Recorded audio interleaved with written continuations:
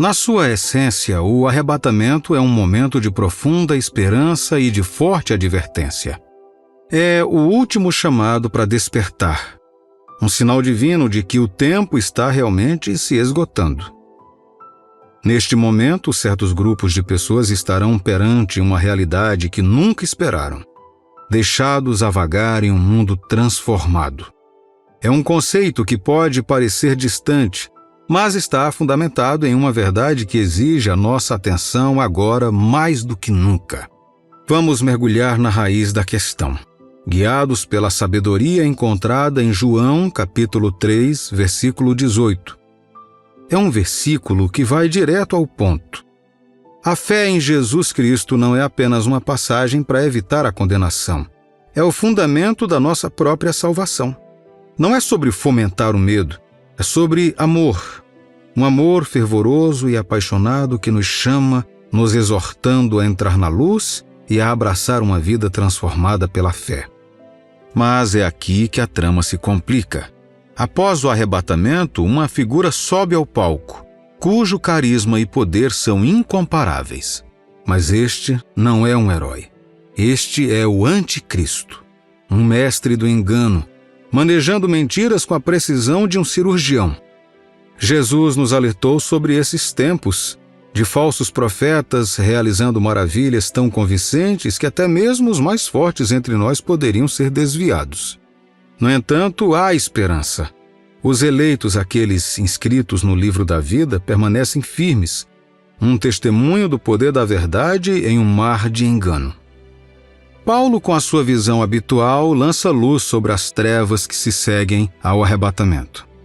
A ascensão do anticristo ao poder não é apenas uma demonstração do poder terreno, é apoiada por toda a força do engano, uma grande ilusão destinada a enredar aqueles que viraram as costas para a verdade. Isso não é um caos aleatório.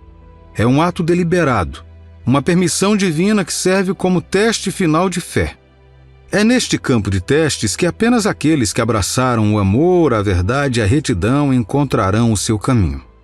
O Apocalipse de João ecoa esta dura realidade, pintando o quadro de um mundo fascinado pelo anticristo. Chove fogo do céu, não como uma demonstração da ira divina, mas como um sinal dos tempos, um mundo hipnotizado pelo enganador final. No entanto, nem tudo está perdido. Mesmo neste momento, permanece um remanescente, aqueles cujos nomes estão gravados no livro da vida, um farol de esperança nos tempos mais sombrios. Esta história não pretende assustar você. É um apelo à ação, um lembrete de que as nossas escolhas têm implicações eternas. É um apelo para olhar além do fascínio deste mundo, para ver o reino eterno que te espera. O arrebatamento não é apenas um evento futuro a ser debatido. É um catalisador de mudanças, nos incitando a viver vidas marcadas pela fé, esperança e amor. Imagine duas estradas divergentes no coração de cada pessoa que já parou e pensou: talvez amanhã eu pense na fé, em Deus. Vamos falar sobre as pessoas que gosto de chamar de as pessoas do hoje não. Você conhece esse tipo de pessoa e talvez, apenas talvez, você já tenha visto ela no seu espelho. São essas pessoas que reconhecem a atração em seus corações por algo maior, por uma caminhada com Deus, mas encolhem os ombros e dizem: amanhã eu faço. Estas são as almas que estão à beira da decisão, perscrutando a vastidão da eternidade, dizendo: vou esperar. Mas aqui está o problema. O amanhã é como um ladrão, um bandido astuto e sorrateiro que rouba as promessas de hoje e a esperança de um despertar espiritual. A verdade é dura e simples. O arrebatamento, este evento monumental onde os verdadeiros cristãos encontraram Jesus no ar, não dará uma segunda chance. É um compromisso divino sem opção de reagendar. Por que os hoje não jogam um jogo tão perigoso de roleta russa? Talvez seja a ilusão de amanhã sem fim ou o apelo sedutor de uma vida vivida nos seus próprios termos. Mas a aposta é grande. O custo? Perder a oportunidade de ser arrebatado, encontrando-se, em vez disso, deixado para trás em um mundo subitamente austero e vazio. A sabedoria de todos os tempos, os textos sagrados que atravessaram o tempo, não medem palavras. Eles falam de um caminho para a salvação, para nascer de novo, para ingressar na família eterna de Deus. No entanto, os hoje não hesitam no limiar, cativados pelo agora, indiferentes ao eterno. Cada nascer do sol nos oferece uma nova tela, uma nova oportunidade de entrar na luz, de escolher uma vida iluminada pela fé. Mas os hoje não deixaram esses presentes escaparem por entre seus dedos como grãos de areia. Cada um deles uma chance perdida de dizer: sim, escolho um caminho diferente. Os ensinamentos de Jesus são claros: amor, arrependimento, renascimento em espírito. Estes são os marcadores ao longo do caminho menos percorrido, o caminho para a paz e a alegria eternas. No entanto, com que frequência os hoje não fazem uma pausa apanhados pelos faróis da decisão, congelados pela indecisão? O relógio não para de correr. Cada segundo está um passo mais perto de um momento em que as escolhas estão seladas, quando a oportunidade de escolher é roubada pelo próprio tempo. O arrebatamento não espera por ninguém. Seu tempo é um segredo divino, um momento que virá como um ladrão durante a noite. Considere a parábola das 5 virgens tolas, despreparadas, com as lâmpadas fracas, excluídas da celebração. Esta não é apenas uma história. É um conto preventivo sobre a procrastinação, sobre deixar o óleo da nossa fé secar. Os toques gentis do Espírito Santo, o chamado interior para se render e se comprometer com Cristo, são muitas vezes abafados pelo clamor do mundo, pelo fascínio dos prazeres que brilham intensamente, mas desaparecem do nada. A escolha está diante de todos nós, uma escolha entre as delícias temporárias e a alegria profunda e inabalável de uma vida vivida em comunhão com Deus. Os hoje não permanecem em uma encruzilhada, divididos entre agora e para sempre. Mas lembre-se, no coração de cada talvez amanhã reside o potencial para um retumbante hoje. Hoje pode ser o dia de momentos decisivos, de escolher um caminho iluminado pela luz eterna de Cristo, de entrar em uma jornada que transcende o tempo, que nos leva além do agora e para sempre. Então, para os hoje não, eu digo: deixe que hoje seja o dia em que você escolhe a eternidade, o dia em que você abraça a fé, deixando para trás a hesitação e a indecisão. A vida não nos promete um único momento além de agora. É uma realidade que não discrimina jovens ou velhos, saudáveis ou doentes. O relógio de todos está correndo e ninguém sabe quando soará a última badalada. Agora vamos falar daqueles que transformam a procrastinação em uma forma de arte, sempre presumindo que há mais tempo para se arrepender. Você já ouviu as vozes: o arrebatamento está chegando, mas deu de ombros pensando: bem, isso ainda não aconteceu, então por que se apressar? Essa mentalidade é uma aposta perigosa com a eternidade. É como jogar uma roleta russa onde as apostas são nada menos que a sua alma. Não é sobre assustar você para te fazer acreditar, é sobre acordar você para um amor tão profundo, tão ilimitado que transcende nossa compreensão terrena. Este amor não quer que nenhuma alma perca a glória da vida eterna. Sim, todos tropeçamos, cometemos erros e carecemos da glória de Deus. Mas aqui está a bela verdade. A redenção não está reservada aos perfeitos. Jesus veio para os quebrantados, os perdidos, os procrastinadores. Ele veio para você e para mim. Então, por que esperar?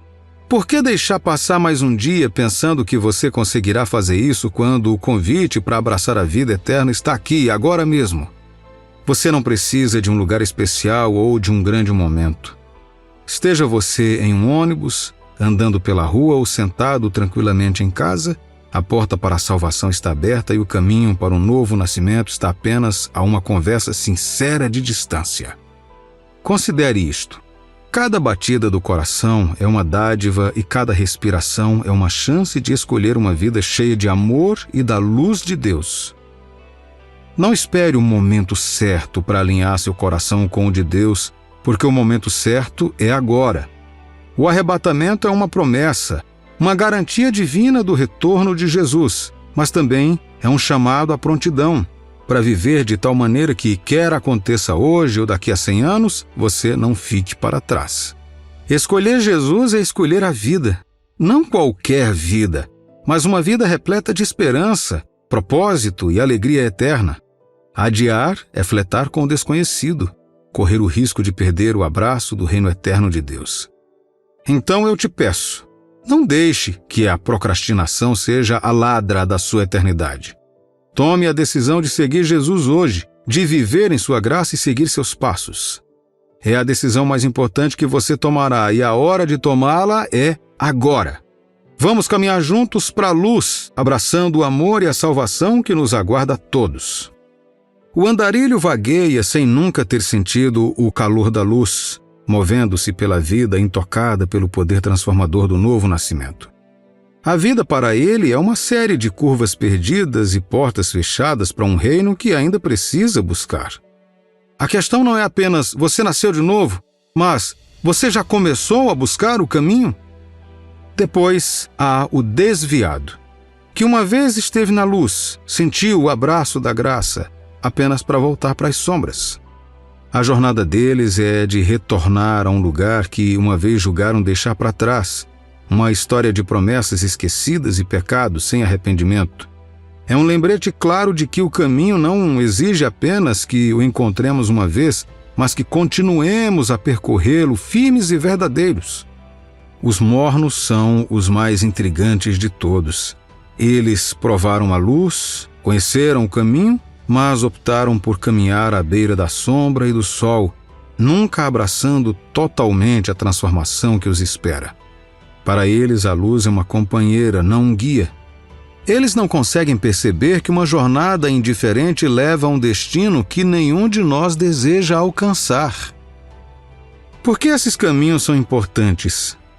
Porque levam a um momento de ajuste de contas, um dia em que os céus se abrirão e o chamado para voltar para casa ecoará pelos céus. É um momento conhecido como arrebatamento. Uma voz divina que se transforma em rugido, chamando os fiéis a se levantarem. E, no entanto, nem todos ouvirão da mesma maneira. Alguns tragicamente ficarão para trás, não porque o chamado não tenha sido para eles, mas porque optaram por não ouvir, por não dar ouvidos aos avisos tecidos ao longo do tempo. No entanto, não é sobre medo, mas sobre amor, perdão e as oportunidades infinitas que nos são dadas para voltar atrás, para consertar as coisas, para abraçar plenamente a luz. É saber que as nossas dívidas, tanto tangíveis como espirituais, podem ser saudadas se decidirmos enfrentá-las, procurar perdão e, por sua vez, perdoar. É compreender que a justiça própria, a crença de que podemos conquistar o caminho para o céu apenas através de ações, nos cega para a verdade de que a salvação é uma dádiva que não podemos merecer, mas apenas aceitar. A jornada que temos pela frente é marcada por escolhas: permanecer errantes, nos desviar ainda mais noite adentro ou nos tornar mornos na nossa fé. Ou podemos escolher um caminho diferente, do novo nascimento, da busca incansável pela luz e de um coração transformado pelo amor. Esta jornada trata de restituição, não apenas no sentido terreno de corrigir erros, mas no sentido espiritual de retornar ao coração de quem devemos ser. Então, enquanto estamos nesta encruzilhada, devemos nos perguntar, não com medo, mas com esperança: qual o caminho escolherei? Será o caminho marcado pela coragem de enfrentar as nossas sombras, de pedir perdão e de perdoar, ou um caminho não apenas de crer, mas de viver essa fé em cada passo, em cada decisão e em cada batimento cardíaco? Esta história não é sobre o fim, é sobre um começo, uma chance de redefinir nossa jornada para garantir que, quando chegar o momento, não olhemos para trás com arrependimento, mas para frente com antecipação. Vamos fazer a escolha de viver na luz, plena e sem reservas, para que, quando os céus se abrirem, não sejamos deixados para trás, mas elevados, juntos, para o abraço eterno do lar. Imagine que você está nas últimas 2 horas na Terra. Qual é a única sabedoria ou mensagem que você compartilharia com seus entes queridos? Esse era exatamente o cenário em que Jesus se encontrava quando proferiu suas palavras de despedida aos seus companheiros mais próximos, os discípulos. Jesus traçou um roteiro para navegar nos tempos incertos que virão. Hoje, suas palavras ainda são relevantes e precisamos delas para sobreviver nestes últimos dias. Nesse vídeo, falarei sobre algumas coisas mais importantes que Jesus disse que todos os verdadeiros cristãos deveriam saber e guardar. Esses ensinamentos são especialmente importantes nos tempos em que vivemos agora. Em João capítulo 16, versículo 33, Jesus compartilha algumas palavras de conforto com os seus discípulos. Estas coisas vos tenho dito, para que tenhais paz em mim. No mundo passais por aflições, mas tende bom ânimo. Eu venci o mundo. Ao falar com seus seguidores, Jesus sabia que seria condenado à morte no dia seguinte e crucificado como um criminoso. Essas palavras mostram claramente que ele sabia que tinha vindo do céu e para lá estava voltando. Ele também sabia que sua morte não foi a derrota que parecia ser. Em vez disso, foi o ponto de partida para sua vitória sobre o mundo das trevas e do mal. Podemos ver como Jesus está nos dizendo claramente que a vida de um verdadeiro cristão não se trata de conforto, prazer ou sucesso neste mundo. Jesus Cristo nunca prometeu aos seus seguidores uma vida fácil. Ele os advertiu que poderiam enfrentar perseguição e até mesmo a morte por segui-lo. Essa é uma mensagem crucial para nós como verdadeiros cristãos. Os verdadeiros cristãos precisam ter confiança ao confrontar verdades como esta. A mensagem é clara. Nesse mundo você enfrentará dificuldades. É interessante notar que Jesus não disse que você poderia enfrentar problemas espirituais. Em vez disso, ele foi direto ao dizer que neste mundo os problemas são inevitáveis. Essa é uma verdade que muitos cristãos não querem reconhecer. No entanto, o fato de negar não torna isso menos verdadeiro. Muitos de nós assumimos erroneamente que o cristianismo promete uma vida de conforto e riqueza. Embora haja alguma verdade nisso, devemos também reconhecer que a Bíblia nos diz que a vida de um cristão envolve carregar a sua cruz. Somos chamados a carregar nossa cruz, meu amigo e minha amiga. Isso significa fazer sacrifícios diariamente.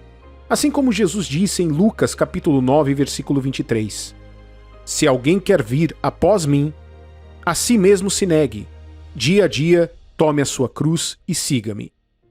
Embora o Evangelho traga bênçãos, ele também traz consigo perseguições e fardos. Apesar do que alguns pregam hoje, qualquer evangelho que negue que os cristãos enfrentarão perseguição por causa da sua fé é questionável.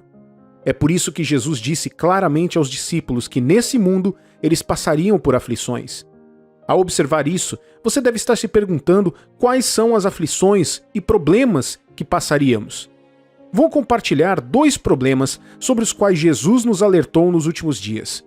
Vamos examiná-los um por um. Primeiro, vamos falar sobre a perseguição. Muitos cristãos hoje evitam a palavra perseguição. No entanto, Jesus nunca prometeu o fim da perseguição para aqueles que creem nele. Não se trata apenas de sofrimento devido a más políticas governamentais ou desastres. A perseguição para um cristão é o sofrimento que experimentamos por causa da nossa fé em Jesus Cristo.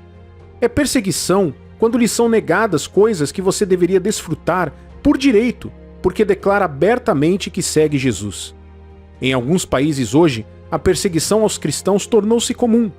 Depois de reconhecer abertamente a sua fé em Jesus Cristo, você poderá enfrentar zombarias, ameaças de morte ou até mesmo ser renegado. Esses são alguns dos problemas sobre os quais Jesus nos alertou. Nos últimos anos, as estatísticas mostram que mais de 360 milhões de cristãos foram perseguidos em todo o mundo. Isso significa que 1 em cada 7 cristãos enfrenta alguma forma de perseguição por causa da sua fé em Jesus Cristo. Isso não deveria nos surpreender, como Jesus já nos alertou. Vejamos Mateus capítulo 24, versículos 9 ao 11. Então sereis atribulados e vos matarão. Sereis odiados de todas as nações por causa do meu nome. Nesse tempo, muitos hão de se escandalizar, trair e odiar uns aos outros. Levantar-se-ão muitos falsos profetas e enganarão a muitos. Meu amigo e minha amiga, por que você acha que existe a perseguição? Porque o mundo ou o diabo não permitem que cada um de nós pratique a nossa fé e siga Jesus em paz? Bem, os cristãos são perseguidos pois os inimigos da fé tentam fazê-los desistir da fé em Jesus. Alguns até são mortos por causa da sua fé. A perseguição é um dos problemas sobre os quais Jesus nos alertou nos últimos dias, e precisamos ter muito cuidado sobre como reagimos a ela. Os jovens cristãos muitas vezes não compreendem o que significa permanecer firme na sua fé, especialmente face à intensa perseguição. Você ainda manteria sua fé se perdesse um ente querido devido à violência religiosa? Você ainda confiaria em Deus se enfrentasse algum dano físico por causa da sua fé? E você ainda amaria o Senhor Jesus se sua vida fosse exigida em troca da sua fé? A perseguição é uma ameaça real, e Jesus nos alertou claramente sobre isso. Muitos dos apóstolos enfrentaram perseguição por causa da fé. Eles poderiam ter desistido, mas escolheram permanecer firmes. Jesus já havia preparado seus corações para a perseguição que enfrentariam.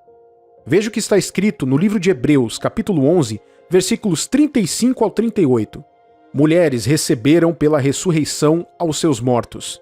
Alguns foram torturados, não aceitando o seu resgate, para obterem superior ressurreição. Outros, por sua vez, passaram pela prova de escárnios e açoites, sim, até de algemas e prisões. Foram apedrejados, provados, serrados pelo meio, mortos a fio de espada. Andaram peregrinos, vestidos de pele de ovelhas e de cabras, necessitados, afligidos, maltratados, homens dos quais o mundo não era digno, errantes pelos desertos, pelos montes, pelas covas, pelos antros da terra. Eu me pergunto todos os dias, quanta perseguição consigo suportar por causa da minha fé? Esta questão requer uma contemplação profunda e séria. Algumas pessoas enfrentaram oposição por causa da sua fé em Jesus e juraram nunca mais defender a Deus. Outros foram intimidados por causa da sua fé e desde então se retiraram, nunca declarando publicamente a sua posição ao lado da fé. Mas Hebreus 11 nos conta como as pessoas que hoje chamamos de heróis da fé foram perseguidas. Muitos de nós talvez não enfrentemos tudo o que está listado nesses versículos, mas todos seremos provados por diversas tentações. A grande pergunta permanece: quanto conseguiremos suportar ou até onde estamos dispostos a ir por Jesus? A perseguição varia de lugar para lugar, de tempos em tempos e de pessoa para pessoa. Às vezes, ela levará ao sofrimento físico, outras vezes significará enfrentar antipatia e discriminação. Todos os verdadeiros cristãos passarão por isso em algum momento de suas vidas. Paulo, em 2 Timóteo, capítulo 3, versículo 12, diz: Ora, todos quantos querem viver piedosamente em Cristo Jesus serão perseguidos. Isso nos leva ao segundo problema sobre o qual a Bíblia nos alerta. Vamos falar sobre os momentos difíceis. A Bíblia nos alerta sobre os tempos difíceis que os verdadeiros cristãos enfrentarão nos últimos dias. 2 Timóteo, capítulo 3, versículos 1 ao 4, descreve o que marcará esses tempos. Sabe, porém, isto: nos últimos dias sobrevirão tempos difíceis, pois os homens serão egoístas, avarentos, jactanciosos, arrogantes, blasfemadores, desobedientes aos pais, ingratos, irreverentes, desafeiçoados, implacáveis, caluniadores, sem domínio de si, cruéis, inimigos do bem, traidores, atrevidos, enfatuados, mais amigos dos prazeres que amigos de Deus. Uma questão instigante que pode surgir é: como os tempos difíceis representam um desafio para o verdadeiro cristão? Veja bem, se a Bíblia dá uma advertência sobre algo, significa que ela traz consigo seu próprio conjunto de problemas. Jesus alerta os discípulos sobre os tempos difíceis que ocorrerão nos últimos dias em Mateus capítulo 24, versículos 12 e 13. E por se multiplicar a iniquidade, o amor se esfriará de quase todos. Aquele, porém, que perseverar até o fim, esse será salvo. Muitas pessoas enfrentam isso hoje, mesmo que muitas vezes de maneira sutil. Hoje, aqueles que você espera que estejam ao seu lado para defender a fé são os primeiros a apontar o dedo para você ou a te abandonar. O amor dessas pessoas, por Deus, esfriou. Às vezes, são pastores que você tem autoestima e espera que sejam como Noé, pregando a justiça e enfrentando o mal, mas eles não estão fazendo isso. Eles esfriaram e agora priorizam o amor próprio em detrimento do amor a Deus e não estão mais do seu lado na fé. É por isso que entre aqueles que lideraram a crucificação de Jesus estavam os principais sacerdotes fariseus. Eles negligenciaram seu amor a Deus e deram mais importância às coisas deste mundo. Por que isso é um problema para os verdadeiros cristãos? A dor e traição desses supostos amigos cristãos podem ser ainda mais dolorosas do que a traição de alguém que não crê. É por isso que Jesus nos alertou para ficarmos longe desse tipo de pessoa, que ficará totalmente evidente durante os tempos perigosos. Nem todos os que afirmam seguir Jesus como seu Senhor se entregaram verdadeiramente à sua autoridade. Nos últimos dias, a sua verdadeira natureza será plenamente revelada pelos frutos das suas ações. É por isso que muitas pessoas hoje se distanciam de mensagens que enfatizam o sacrifício, a idolatria, a entrega e a cruz, enquanto abraçam mensagens que focam no conforto, no eu e no prazer. Embora essas mensagens venham do púlpito, elas não são de Deus. A postura da Bíblia é clara. Ela sempre enfatiza o caminho da cruz, que sempre fala de entrega e sacrifício. Lembre-se das palavras de Jesus em Lucas capítulo 9, versículos 23 e 24. Dizia a todos: se alguém quer vir após mim, a si mesmo se negue, dia a dia tome a sua cruz e siga-me. Pois quem quiser salvar a sua vida, perdê-la-á. Quem perder a vida por minha causa, esse a salvará. A atitude correta em relação a nós mesmos e a Deus precisa ser renovada todas as manhãs. Se tentarmos fazer isso uma vez e depois esquecermos, nos perderemos. A verdade é que devemos morrer e dar total lealdade a Jesus. Isso não promove autoestima e pensamentos positivos sobre nós mesmos. Pelo contrário, devemos valorizar a Deus e não a nós mesmos, e pensar muito nele e não em nós mesmos. Isso é muito diferente do que ouvimos da psicologia moderna e do púlpito de algumas igrejas.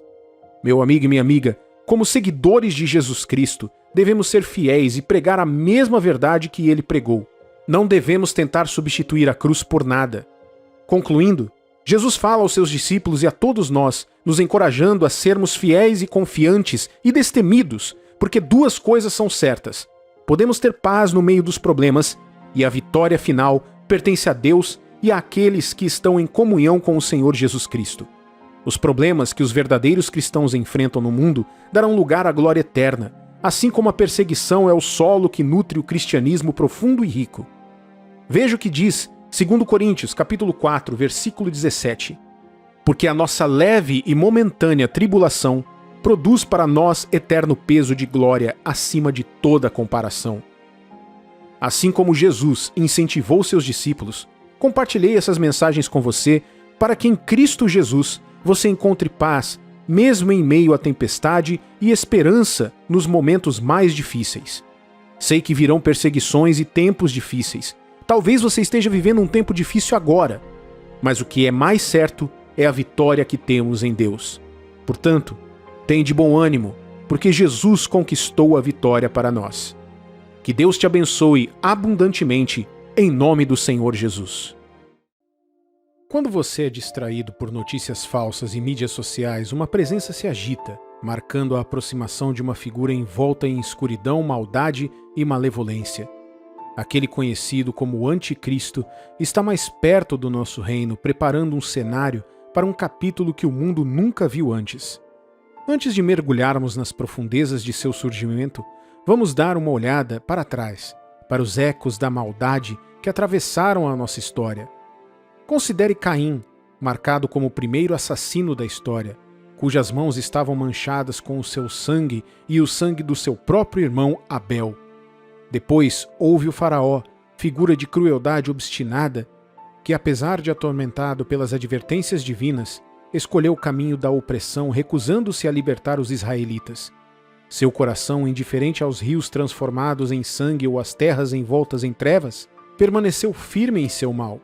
E sem esquecer Judas Iscariotes, um dos 12 apóstolos, que foi vítima das forças mais sombrias, traindo Jesus por mera prata, sua alma se rendeu à escuridão. No entanto, surge uma escuridão que ofusca essas histórias antigas. Uma força que estará em total oposição a tudo que é sagrado, procurando desmantelar a própria essência da verdade divina.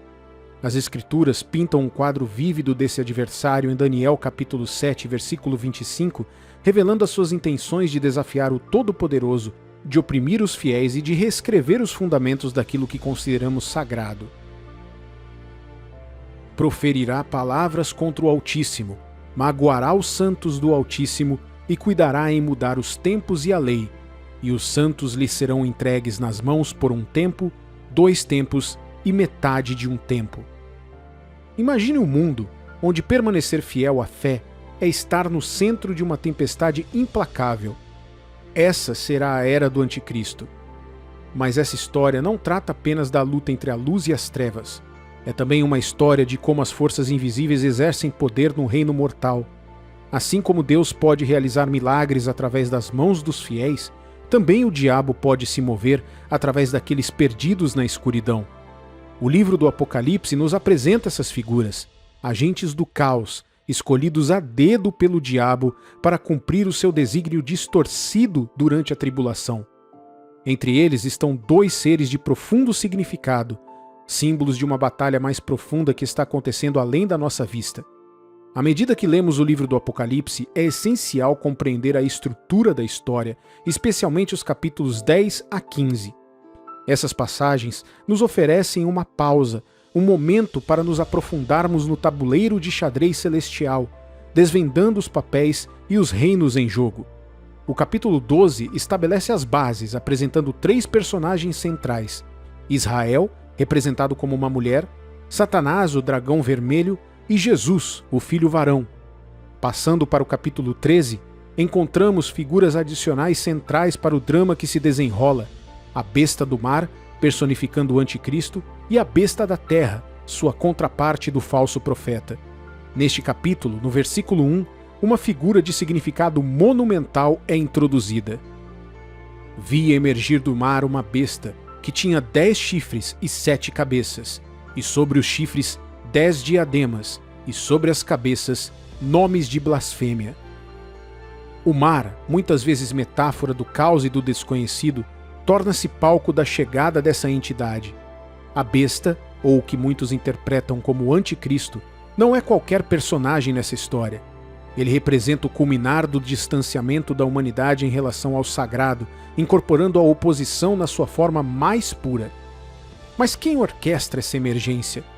O texto nos fala do dragão, uma figura de malícia antiga, conhecida por muitos nomes, mas mais comumente identificada como Satanás. Essa revelação não é uma reviravolta repentina, é uma afirmação encontrada nas Escrituras, especificamente em Apocalipse capítulo 20, versículo 2.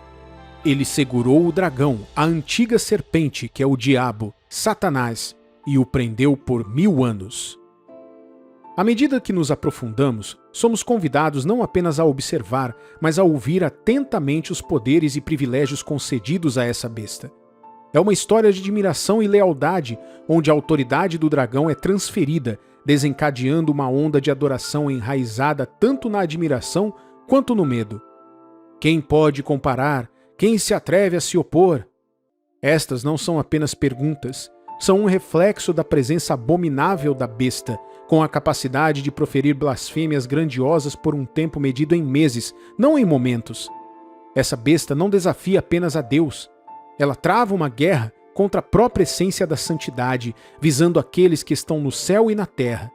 Ao tentar compreender esse homem do pecado, como às vezes é chamado, devemos considerar suas características.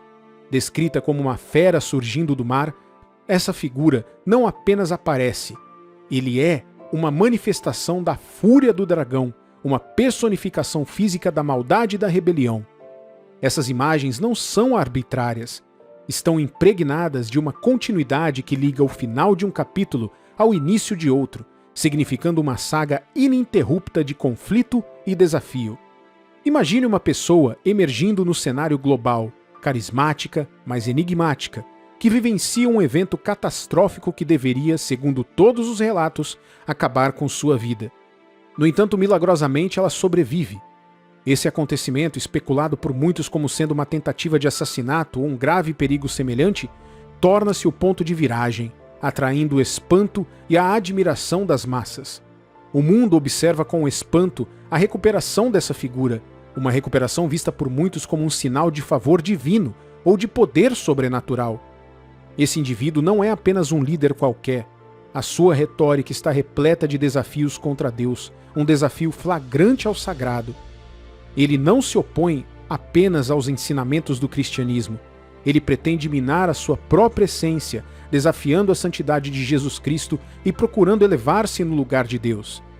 Imagine uma pessoa que personifica a oposição ao Evangelho, buscando adoração não apenas como líder, mas como divindade. Com autoridade concedida por um período de 3 anos e meio, esta figura, referida como a besta nos textos bíblicos, exerce influência sobre nações, línguas e culturas em todo o mundo. Isso não é apenas o poder político, é um domínio que transcende fronteiras, uma regra sobre corações e mentes, promulgada através de meios que podem variar, desde proezas políticas até forças obscuras e invisíveis. O termo anticristo é carregado de significado. É mais que um título, é uma declaração de intenção de oposição a Cristo. As Escrituras nos alertam sobre tais figuras, não apenas na forma de um homem, mas como um espírito penetrante, visto em falsos ensinamentos e doutrinas que se desviam da verdade de Jesus Cristo. É um forte lembrete da importância da fé inabalável e da sã doutrina, já que esses ensinamentos não são apenas debates filosóficos, mas questões de consequências eternas. O mundo, tal como descrito no Apocalipse, está prestes a abraçar essa figura de ilegalidade, seduzido pela promessa de ordem e paz, mas à custa da verdade espiritual. Essa besta encarna o culminar da rebelião contra a autoridade de Deus. Ele é uma figura que as Escrituras nos advertem que surgirá para desafiar o próprio fundamento da nossa fé. Em essência, o que estamos testemunhando é um cenário preparado para o surgimento do Anticristo. Um cenário onde a ilegalidade, a dissidência contra a ordem estabelecida e a decadência moral não são apenas desenfreadas, mas normalizadas. As Escrituras nos fornecem títulos para esta figura, cada um evocando uma sensação da profunda perturbação que trazem à ordem mundial. Desde o chifre pequeno até o homem do pecado, estes títulos sublinham o desafio e a destruição que esta figura representa. O que isso significa para nós hoje? É um chamado à consciência, ao discernimento e ao apego firme às verdades que nos foram ensinadas. O fascínio pela liderança carismática, pelas recuperações milagrosas e pelas promessas de unidade e paz pode ser convincente, mas somos lembrados de olhar para além da superfície, para as implicações espirituais de quem escolhemos seguir. À medida que a história humana se desenrola, é crucial lembrar as batalhas espirituais travadas nos bastidores. A figura do Anticristo, conforme predito, não é apenas um símbolo de oposição, mas uma manifestação tangível do conflito espiritual entre a luz e as trevas, uma época em que cada pessoa será obrigada a portar um identificador único na mão ou na testa para se engajar nas transações mais básicas, seja na aquisição do sustento diário ou na participação do comércio. Essa marca, mais do que um mero símbolo, será uma promessa de lealdade a este líder, segregando a sociedade entre aqueles que se conformam e aqueles que resistem. Imagine as implicações de tal divisão. O ato de comprar um simples pão ou uma garrafa de leite dependerá da fidelidade a essa figura. Aqueles que se opõem ou rejeitam essa marca serão marginalizados, privados da sua capacidade de participar na sociedade e obrigados a procurar sustento na própria terra. A estrutura das comunidades será testada à medida que os indivíduos se deparam com a escolha final entre a necessidade material e a fidelidade espiritual. No meio desta convulsão, a prática do cristianismo e outras formas de adoração que contradizem a doutrina do Anticristo enfrentarão proibição. Os cristãos navegarão por um cenário perigoso marcado pela perseguição e pela ameaça de morte por se manterem firmes na sua fé. A pressão para capitular a esta nova ordem será implacável. Os laços familiares serão testados à medida que os entes queridos ficam divididos entre a lealdade à sua fé ou a sobrevivência sob o regime do Anticristo. A história se desenrola ainda mais nas Escrituras, especialmente nas passagens de Apocalipse capítulo 13, dos versículos 14 ao 17. Seduz os que habitam sobre a terra por causa dos sinais que lhe foi dado executar diante da besta, dizendo aos que habitam sobre a terra que façam uma imagem à besta, aquela que, ferida a espada, sobreviveu, e lhe foi dado comunicar fôlego à imagem da besta, para que não só a imagem falasse, como ainda fizesse morrer quantos não adorassem a imagem da besta. A todos, os pequenos e os grandes, os ricos e os pobres, os livres e os escravos, faz que lhe seja dada certa marca sobre a mão direita ou sobre a fronte, para que ninguém possa comprar ou vender, senão aquele que tem a marca, o nome da besta ou o número do seu nome. Pense em uma época em que o anticristo, realizando maravilhas e sinais, cativará os corações de muitos. Uma imagem trazida à vida e dotada do poder de fala exigirá adoração sob pena de morte para os dissidentes. As Escrituras prevêem um mandato que exigem que todos, independentemente do estatuto, riqueza ou liberdade, carreguem a marca, vinculando-os a um sistema onde o comércio e a fé estão interligados sob o domínio do anticristo. Visualize uma sociedade onde a prática aberta da fé seja enfrentada com medo e repressão. A essência da fé será desafiada, levando os indivíduos a esconder as suas convicções e a viver num estado de vigilância constante. O conceito de uma moeda universal, controlada pelo anticristo, redefinirá as estruturas econômicas, colocando cada indivíduo sob a vigilância e autoridade de um sistema único e onipotente. Ao ponderarmos sobre este futuro, consideremos as escolhas que fazemos hoje e como elas moldarão o mundo de amanhã. O caminho a seguir pode estar repleto de desafios, mas é através da unidade, da fé e da luz duradoura de Deus que a humanidade navegará na escuridão, emergindo mais forte e mais ligada do que nunca. Que Deus te abençoe abundantemente, em nome do Senhor Jesus. A presença de Deus deve ser a maior necessidade do cristão em todos os momentos. Seu maior medo deve ser descobrir que você está vivendo sozinho. Agora, entenda isso. Nesse contexto, não estou falando da onipresença de Deus ou apenas da habitação do Espírito Santo na nova criação. Estou falando sobre a presença prática de Deus e a demonstração do Espírito Santo operando através e ao redor de sua vida. Veja, uma coisa é ter o Espírito de Deus vivendo em você e outra é tê-lo ativo em sua vida. Carregar a presença de Deus significa viver com a divindade operando em sua vida e através de você. Não é saudável ser um cristão que, embora salvo e tendo o Espírito Santo, não tenha a experiência dele em sua vida. Um dia, Moisés pediu a Deus para mostrar-lhe sua glória, e Deus disse que assim faria. Mas Moisés não estava sendo direto com esse pedido. Foi então que ele imediatamente deixou claras suas intenções. Ele não queria apenas ver os milagres habituais de Deus. Ele queria algo mais. Êxodo capítulo 33, versículos de 14 a 18 diz: Respondeu-lhe: A minha presença irá contigo e eu te darei descanso. Então lhe disse Moisés: Se a tua presença não vai comigo, não nos façais subir deste lugar. Pois como se há de saber se achamos graça aos teus olhos, eu e o teu povo? Não é porventura em andares conosco de maneira que somos separados, eu e o teu povo, de todos os povos da terra? Disse o Senhor a Moisés: Farei também isso que disseste, porque achaste graça aos meus olhos, e eu te conheço pelo teu nome. Então ele disse: Rogo-te que me mostres a tua glória.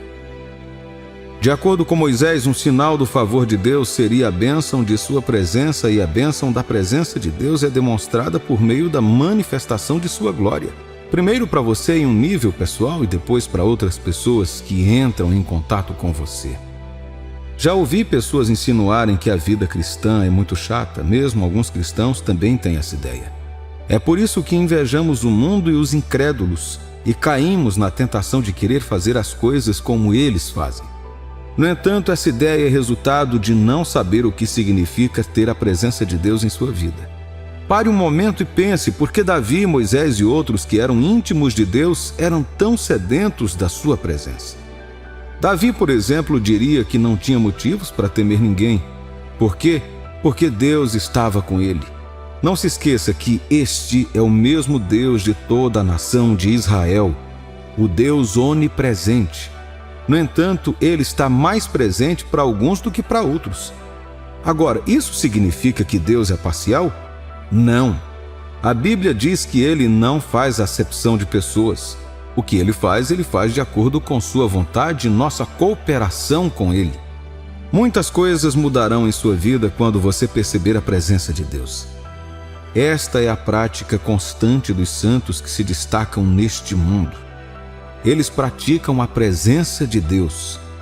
O que significa praticar ou levar a presença de Deus? Significa desenvolver um estilo de vida que dê a Deus espaço para preenchê-lo e fluir através de você como seu vaso. Podemos olhar para tal pessoa e dizer: você carrega a presença de Deus. Amados, se há algo que o mundo precisa hoje, são os santos que carregam a presença de Deus. O mundo não quer apenas nos ouvir falar. Eles querem sentir Deus em nós. Eles querem ser tocados pelo Deus sobre o qual estamos tão convencidos. Deus demonstrou seu poder por meio de Moisés, revelou-se a ele em muitas ocasiões. No entanto, Moisés queria algo pessoal. Ele percebeu que por mais grandiosos que fossem esses milagres e obras de Deus, eles estavam apenas fluindo em sua vida. Ele queria algo que fosse muito pessoal para ele.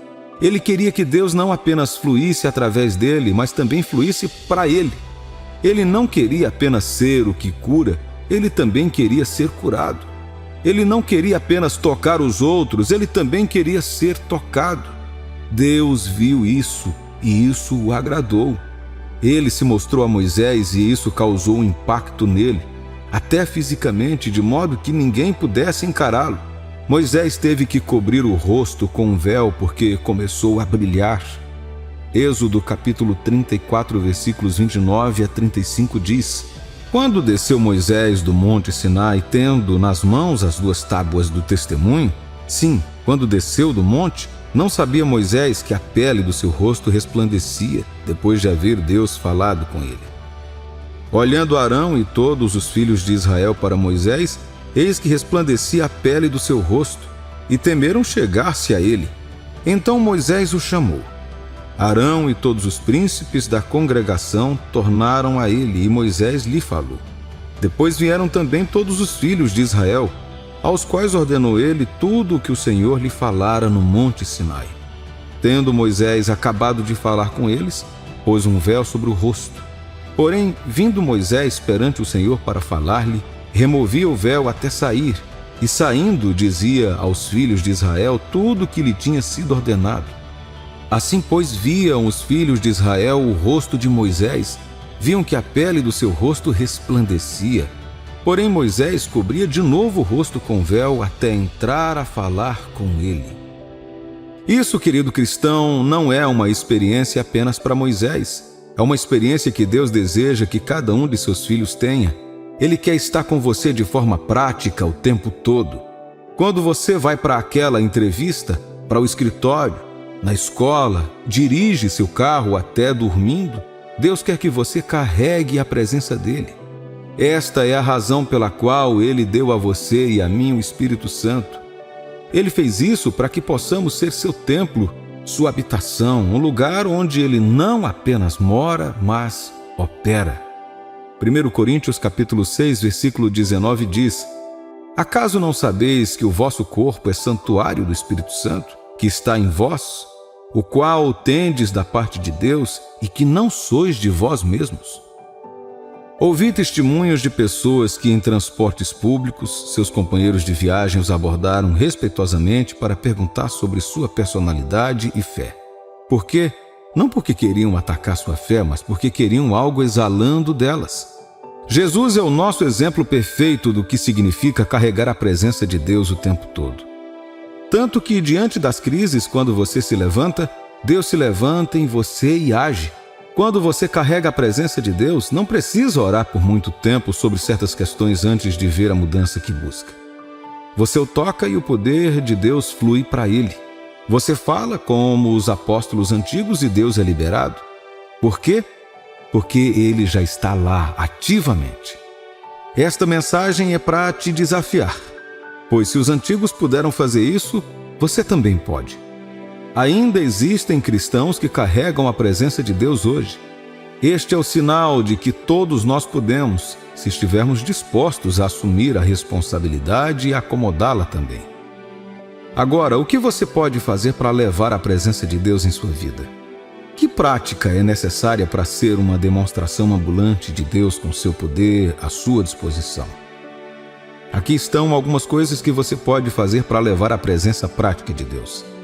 Afaste-se de práticas pecaminosas. O pecado amortece o efeito da presença de Deus na vida de um cristão. Quanto mais os crentes cederem à sua carne, mais fraca será sua conexão com o Espírito de Deus.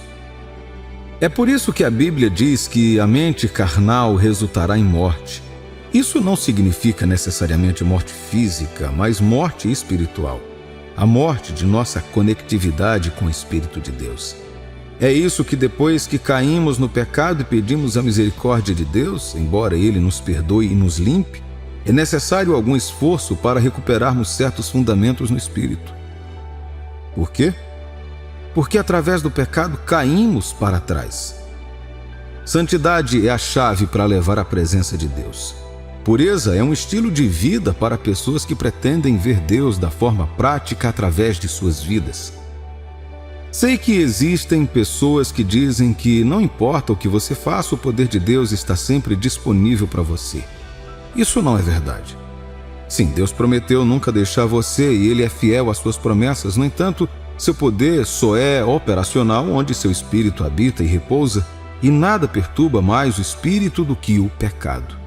É por isso que um cristão ainda pode passar por derrotas, ataques e opressão, pois ele ainda acomoda algo em seu coração que impede a operação da presença de Deus dentro dele. Ouça o que Deus disse sobre a conexão entre nossa pureza e sua presença conosco. 2 Coríntios capítulo 6, versículo 16 a 18. Que ligação há entre o santuário de Deus e os ídolos? Porque nós somos santuário do Deus vivente, como Ele próprio disse. Habitarei e andarei entre eles. Serei o seu Deus e eles serão o meu povo. Por isso, retirai-vos do meio deles. Separai-vos, diz o Senhor. Não toqueis em coisas impuras, e eu vos receberei. Serei vosso pai, e vós serei para mim filhos e filhas, diz o Senhor Todo-Poderoso. Quanto mais nos mantivermos livres de um estilo de vida de pecado, mais da presença de Deus carregaremos e mais de seu poder veremos em nossas vidas. Dedique-se à oração. Um cristão que ora é um cristão poderoso. Se você deseja levar a presença de Deus, deve aprender a permanecer em sua presença. Pense desta maneira: se você ficar muito tempo perto de alguém com um perfume forte, o cheiro dessa pessoa passará para você. Se ficar muito tempo em torno de uma fogueira, quando sair de perto dela, você ficará com cheiro de fumaça. É a mesma coisa com a presença de Deus. Se você ficar lá tempo suficiente em oração, você a carregará com você. Jesus, mesmo sendo Deus, enquanto esteve na terra, nunca deixou de orar. A oração era seu estilo de vida. Foi por isso que, onde quer que ele fosse, podíamos ver o poder que ele demonstrava. Você não pode carregar a presença de Deus quando ora apressadamente, de vez em quando, apenas quando precisa. Não, você tem que orar como se sua vida dependesse disso, porque honestamente sua vida depende disso. Você não pode sobreviver à apostasia e à obra do diabo nestes últimos dias sem a oração como estilo de vida. Graças a Deus, nossa conectividade com Ele nos permite orar em qualquer lugar e a qualquer hora. E podemos depender dele para a graça de aproveitar o tempo de oração por tempo suficiente sem sair correndo depois de falar com Ele. E um de seus maiores pontos de oração deve ser como Moisés: Senhor, deixe sua presença estar comigo onde quer que eu vá de maneira prática. Esta é a oração de quem busca a Deus mais do que as coisas. Caminhe no amor e torne-se um canal de serviço à humanidade. Outro meio subestimado de atrair e levar a presença de Deus é andar em amor e servir aos outros. Andar em amor é andar como Jesus.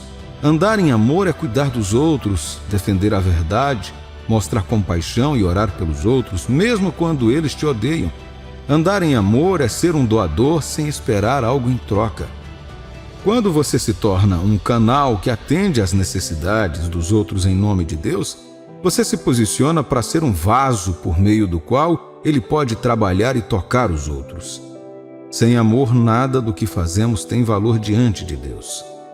1 Coríntios capítulo 13, versículos de 1 a 3. Ainda que eu fale as línguas dos homens e dos anjos, se não tiver amor, serei como o bronze que soa ou como o símbolo que tine. Ainda que eu tenha o dom de profetizar e conheça todos os mistérios e toda a ciência, ainda que eu tenha tamanha fé a ponto de transportar montes, se não tiver amor, nada serei. E ainda que eu distribua todos os meus bens entre os pobres e ainda que entregue o meu próprio corpo para ser queimado, se não tiver amor, nada disso me aproveitará. Jesus estava sempre mostrando compaixão a todos que estavam debaixo da opressão do diabo. Portanto, o amor de Deus sempre fluiu através dele para eles. Ao viver uma vida longe do pecado, ao orar, certifique-se de se posicionar para ajudar os outros também. Deus ama preencher vazios, especialmente os altruístas. Quando você coloca as necessidades dos desamparados antes de si mesmo, é um sacrifício que Deus não irá ignorar. Ele irá responder e abençoá-lo com Ele mesmo. Os levitas antigos não tinham herança em Israel porque Deus os consagrou ao seu serviço.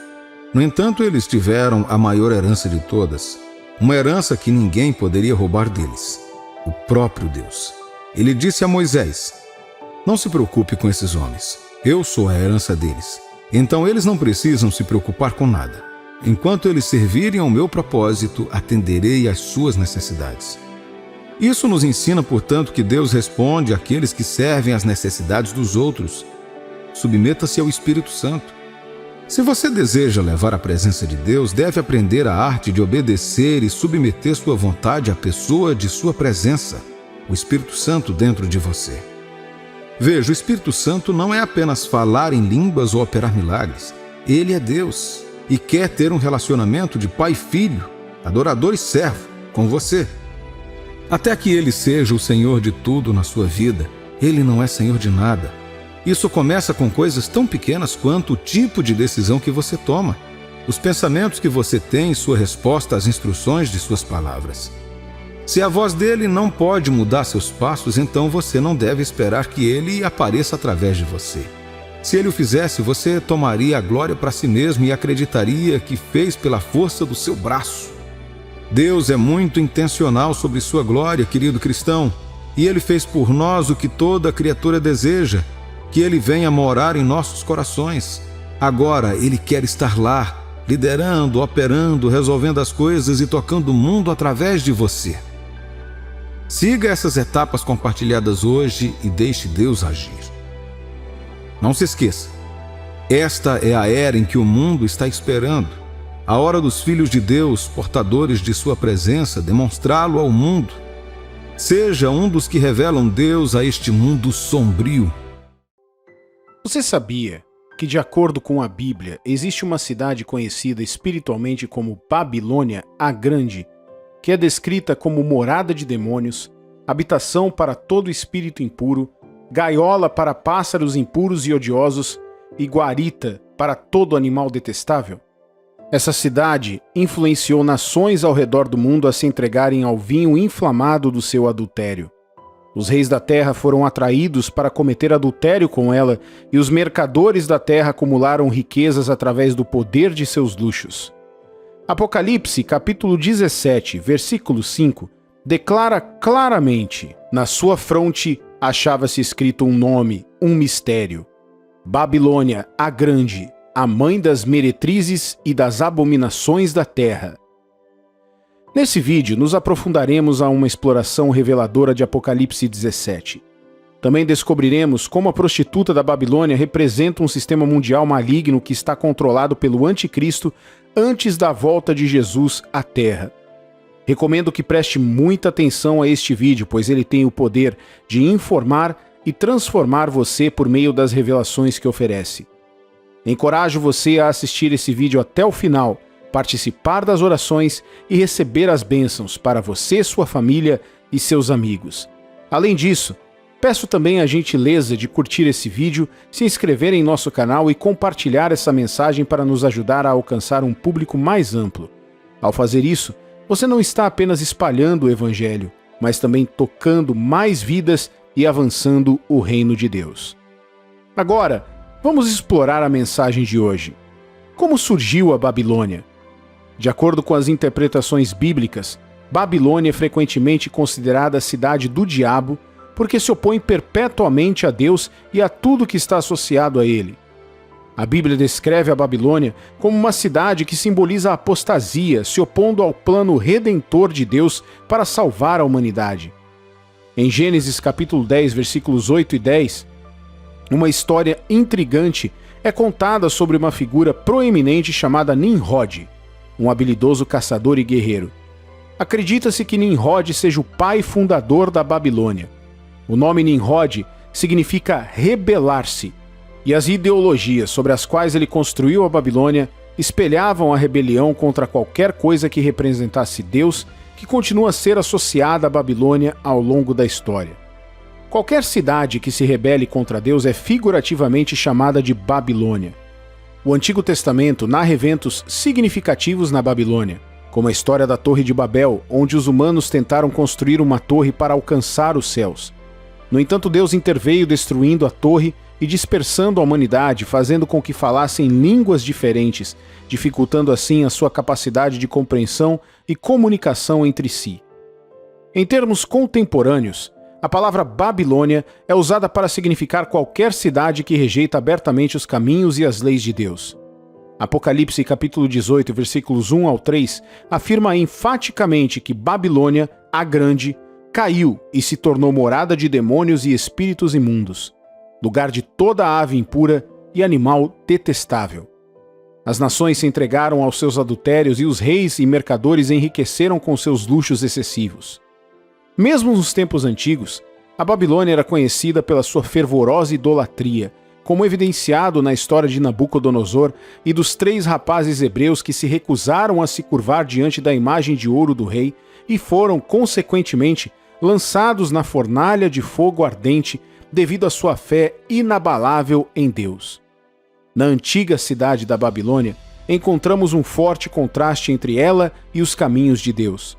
Um exemplo vívido vem das páginas do livro de Daniel, onde o rei Belsazar ordenou o uso de vasos sagrados de ouro do Templo de Jerusalém para servir vinho durante suas reuniões extravagantes. Os vasos sagrados, destinados à adoração, foram mal utilizados para um verdadeiro carnaval, afastando todos do caminho de Deus. Traçando paralelos com a nossa era atual, testemunhamos uma tendência semelhante no mundo que nos rodeia. Os ecos de Babilônia ressoam na nossa sociedade hoje, refletindo uma mudança nos princípios de Deus para a idolatria. A moralidade parece estar em declínio, com comportamentos antes considerados detestáveis se tornando agora normalizados. A nudez, o crime e a promiscuidade estão aumentando, aparentemente aceitos como norma em diversas sociedades. Agora, vamos nos aprofundar em Apocalipse 17 e comparar suas revelações com o cenário global atual. Apocalipse 17, versículos 1 e 2, descreve uma grande prostituta com vasta influência, levando muitos ao erro. Está escrito: veio um dos 7 anjos que tem as 7 taças e falou comigo, dizendo: vem, mostrar-te-ei o julgamento da grande meretriz que se acha sentada sobre muitas águas, com quem se prostituíram os reis da terra, e com o vinho de sua devassidão foi que se embebedaram os que habitam na terra. Em primeiro lugar, a Bíblia fala dessa figura que simboliza uma força generalizada que influenciará líderes, políticos, celebridades e profissionais em vários domínios, desde religião e política até economia, educação, entretenimento, meios de comunicação e família. O retrato bíblico sugere um adultério espiritual, semelhante aos sistemas religiosos ímpios que observamos hoje. Figuras influentes, incluindo celebridades e políticos, sucumbiram ao fascínio da prostituta metafórica, abandonando a sua bússola moral. Essa rendição aos valores mundanos muitas vezes as leva a abraçarem abertamente crenças opostas sem remorso. Algumas dessas figuras até declaram orgulhosamente lealdade às forças opostas, promovendo os valores e sistemas da Babilônia. No nosso tempo, é crucial permanecer vigilante, reconhecendo a natureza enganosa de tais influências.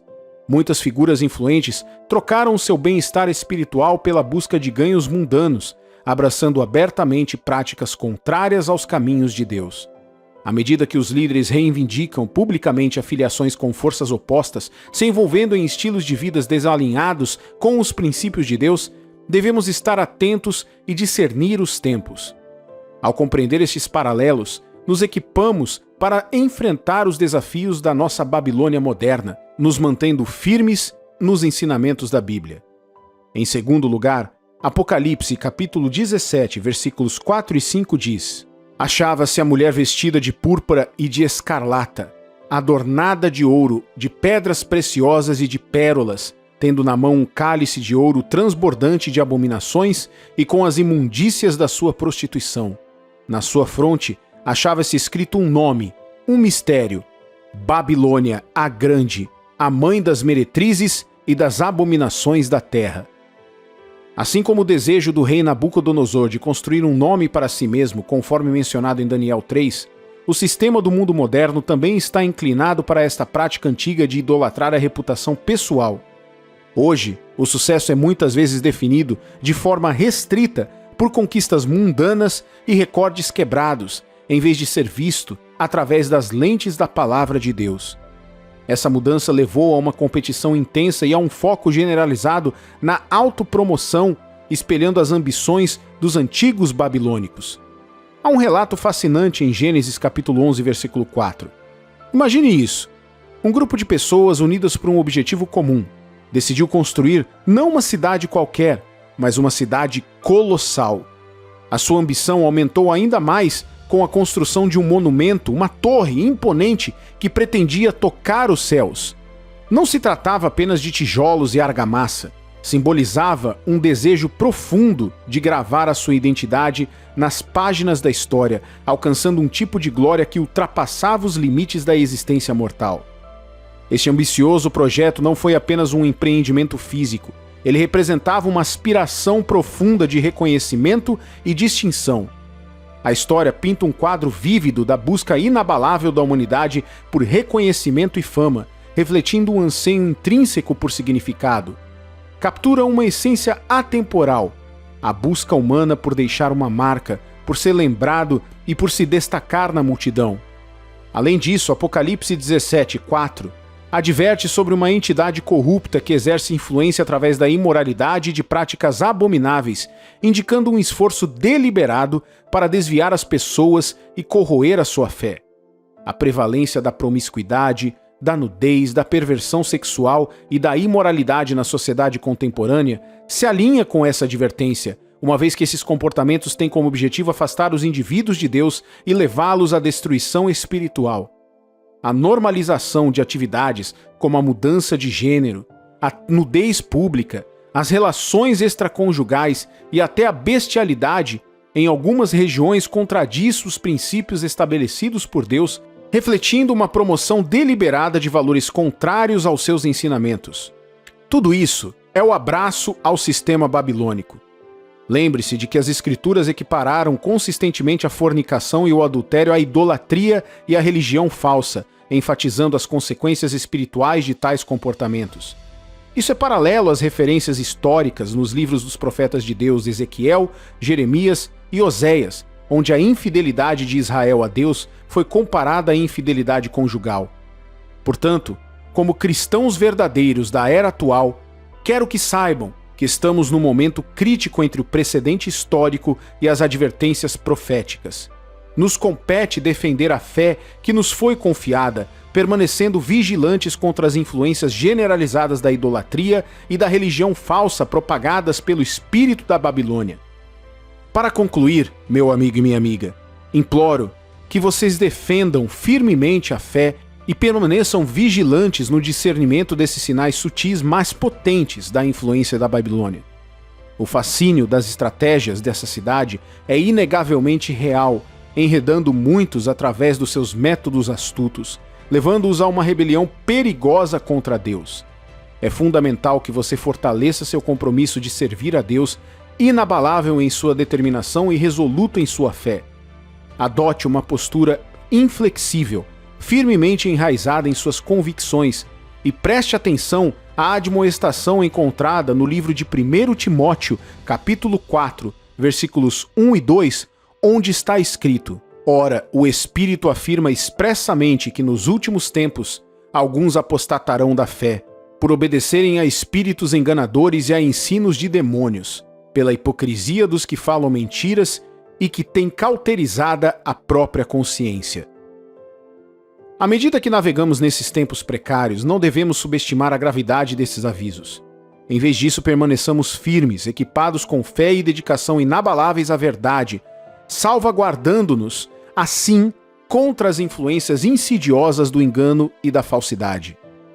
Vamos agora orar, unindo a nossa fé em nome de Jesus. Senhor Deus e Pai, em nome do Senhor Jesus, expresso minha profunda gratidão pelo Senhor ter desvendado os mistérios da Babilônia para mim hoje. Ao perceber agora seu desejo de que minha devoção inabalável sirva ao Senhor e somente ao Senhor, humildemente busco perdão por todos os casos e vezes em que me desviei para falsos deuses. Imploro teu perdão e purificação para que eu possa ser curado em teu nome. Querido Pai, imploramos a tua graça abundante para nos proteger das armadilhas do engano e da sedução que permeiam os últimos dias. Em meio à intricada teia de estratégias perversas, imploramos a sua proteção divina, embalados em seu abraço amoroso. Livra-nos dos esquemas sinistros do diabo que abundam nesses dias finais e nos fortaleça para permanecermos resolutos na fé até o fim. Nós clamamos e declaramos sinceramente que o Senhor nos dará a graça de defender firmemente o teu nome em meio às tribulações e perseguições que acompanham os últimos dias. Que nós, como peregrinos nesta jornada terrena, sejamos considerados inocentes diante do teu trono justo no final da nossa estadia aqui na terra. Agora, Senhor, proclamamos que as bênçãos desta oração possam abranger todos os nossos irmãos e irmãs ao redor do mundo que oram conosco e aqueles que participarão destas orações mais tarde. Te agradecemos, ó Pai, pela confiança inabalável que temos no teu ouvido, sempre atento às nossas súplicas. Com o coração cheio de ação de graças e agradecimento, apresentamos nossas orações. Em nome do Senhor Jesus Cristo. Amém e graças a Deus. Se esse vídeo te abençoou, tire um momento e compartilhe com sua família, amigos ou entes queridos que precisam da mensagem em suas vidas.